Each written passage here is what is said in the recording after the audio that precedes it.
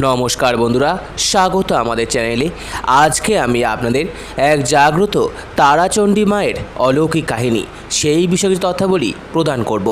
সম্পূর্ণ তথ্যটি সংগ্রহ করা আপনাদের কাছে অনুরোধ, ভিডিওটি আপনারা সম্পূর্ণ দেখুন। বিহারের রোহতাস জেলার সাসারামের সতীপীঠ, যেখানে মা তারাচণ্ডী রূপে বিরাজমান। এখানে মায়ের দক্ষিণ নেত্র পতিত হয়েছিল বলে মনে করা হয়। জনশ্রুতি রয়েছে এই স্থানে গৌতম বুদ্ধকে মা বালিকা রূপে দেখা দিয়ে সারনাথে যাওয়ার নির্দেশ দিয়েছিলেন, যেখানে বুদ্ধ তার প্রথম উপদেশ দান করেন। সাসারাম থেকে 5 কিলোমিটার দূরে কৈমুর পাহাড়ের কোলে এক গুহায় ঝর্ণা ও জলাশয় বেষ্টিত এক অতি মনোরম প্রাকৃতিক পরিবেশের মধ্যে মা তারাচণ্ডীর মন্দিরটি অবস্থিত। খরবার বংশীয় রাজা প্রতাপ ধবলদেবের সময় মন্দিরের গর্ভগৃহে ব্রাহ্মী লিপিতে উৎকীর্ণ সম্ভবত 1229-এর এক শিলালেখ থেকে জানা যায়। একাদশ শতকে এই শক্তিপীঠটি দেশের বিখ্যাত শক্তিপীঠগুলির মধ্যে অন্যতম বলে গণ্য করা হতো। বলা হয়, সোনভদ্র নদীর তীরে মহর্ষি বিশ্বামিত্র তারারূপে মাকে আবাহন করেন। সহস্রবাহুকে পরাজিত করার পর পরশুরাম এখানেই মা তারার উপাসনা করেছিলেন। মা বালিকা রূপে প্রকট হয়ে চণ্ড নামে অসুরকে বধ করে এবং চণ্ডী নামে অভিহিত হন।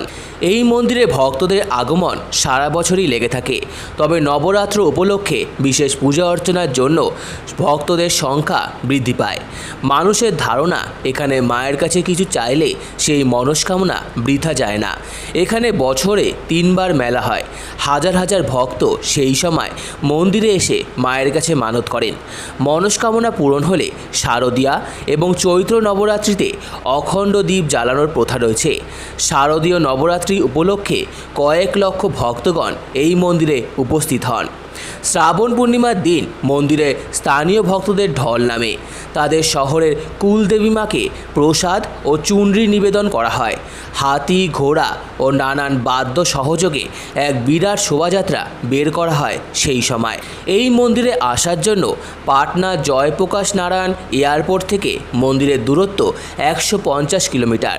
ট্রেনে পাটনা থেকে সাসারাম স্টেশনে নেমে সেখান থেকে সহজেই অটো ভাড়া করে চলে আসতে পারবেন এই মন্দিরে। সড়কপথে পাটনা থেকেও সরাসরি চলে আসতে পারেন গাড়ি ভাড়া করে। সময় নেবে প্রায় ঘন্টা 4।